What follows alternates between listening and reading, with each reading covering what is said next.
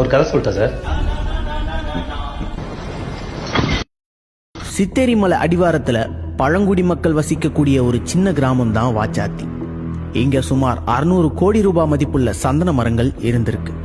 ஆசிய கண்டத்திலேயே மிக தரமான சந்தன மரங்கள். இதுல சுமார் 200 கோடி ரூபாய் மதிப்புள்ள சந்தன மரங்களை ஆளுங்கட்சியை சார்ந்த சில பிரமுகர்கள், வனத்துறை அதிகாரிகள் ஒத்துழைப்போட வெட்டி கடத்தி இருக்காங்க. மீதி இருக்கிற எல்லா மரங்களையும் சீக்கிரம் வெட்டி விற்கணும்னு முடிவு பண்றாங்க. அதுக்கு இடையூறா இருந்தது வாச்சாத்தி கிராம மக்கள்.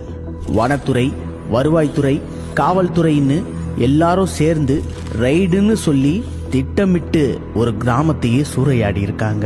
1992 ஜூன் 20, 21, 22 அந்த 3 நாள்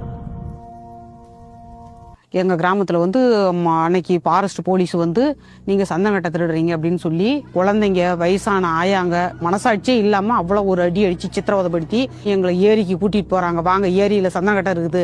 18 பெண்களையும் குறிப்பாக லாரியில் அடித்து பிடிச்சி இழுத்துட்டு போய் அந்த ஏரிக்குள்ளே தான் எங்களை இவ்வளோ சித்திரவதை, பாலியல் வன்கொடுமை செஞ்சு நாங்கள் இவ்வளோ பாதிக்கப்பட்டிருக்கோம். 3 மாசம் ஆகுது என் பிள்ளையெல்லாம். 3 மாசம் என்ன அடி வகுத்துல படுத்திருந்தா. 18 பிள்ளைங்களை எனக்கு முன்னால அப்படி கதற படிச்சாங்க.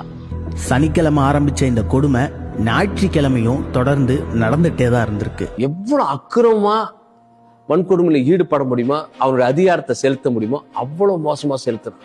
அரசாங்க அதிகாரிகளால மொத்த கிராமமும் மீண்டு வர முடியாத அளவுக்கு சேதப்படுத்தப்பட்டுச்சு. அதுல நொறுக்கப்பட்ட பொருட்கள்ல அதிமுக முக்கிய பிரமுகர் வரதராஜனோட மாவு மில்லும் ஒண்ணு. தன்னோட தொண்டர்களை ரத்தத்தின் ரத்தம்னு அதிமுக தலைவர்கள் அடிக்கடி மேடையில சொல்றதுக்கான உண்மையான அர்த்தத்தை அன்னைக்கு தான் இந்த எளிய கிராம மக்கள் முழுசா புரிஞ்சுக்கிட்டாங்க. ஒரு வாரம் பொறுத்து எப்படியோ நம்ம கம்யூனிஸ்ட் கட்சி தலைவர்களுக்கு இந்த தகவல் தெரிஞ்சு கம்யூனிஸ்ட் கட்சியில இருந்து தோழருங்க ஊர்ல பார்த்துட்டு பார்த்தாலே எல்லாம் ஃபாரஸ்ட் தான் ஊர்ல இருக்கிற ஜனங்க எல்லாம் பயப்படுறாங்க. நாங்க உங்களை ஆதரிக்கிறோம், நாங்க உங்களை காப்பாற்ற வந்த மக்கள் தான் செங்கோடி காட்டினாங்க. இந்த செங்கோடி உங்களை காக்கும், வாங்க மக்களே அப்படின்னு சொல்லி மலை பக்கத்தெல்லாம் எங்க ஜனங்க ஒளிஞ்சிட்டு இருந்தவங்கள 1 மணி நேரம் 1.5 மணி நேரம் பக்கமா போய் தோழர்கள் எல்லாம் கூப்பிட்டு கட்சி தான் நம்மளை ஆதரிக்க வந்திருக்குது அப்படின்னு சொல்லி மக்கள் வந்தாங்க. சிவப்பு கொடி நாட்டி இருக்குன்னா ஃபாரஸ்ட்கார் கிடையாது, போலீஸ்கார் கிடையாது. இது கம்யூனிஸ்ட் கட்சி தான். வாங்க, நாங்க தான் இருக்கோம் அப்படின்னா கூப்பிட்டாங்க.